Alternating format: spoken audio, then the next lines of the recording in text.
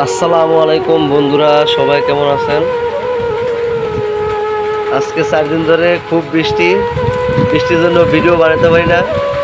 ওই যে দেখুন কত কষ্ট করে মানুষ ডিউটিতে যায়। স্প্রিনে গার্মেন্টসে যারা চাকরি করে তারা বোঝে যে কতটা কষ্ট।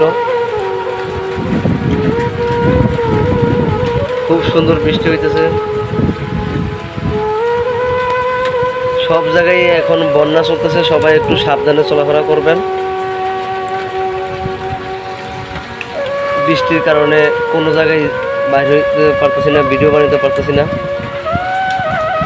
সবাই পাশে দাঁড়াবেন, একে অপর ভিডিও দেখবেন বেশি বেশি করে, তাহলেই সফলতা পাবেন ইনশাল্লাহ। অনেক কষ্ট করে মানুষ ডিউটি করে।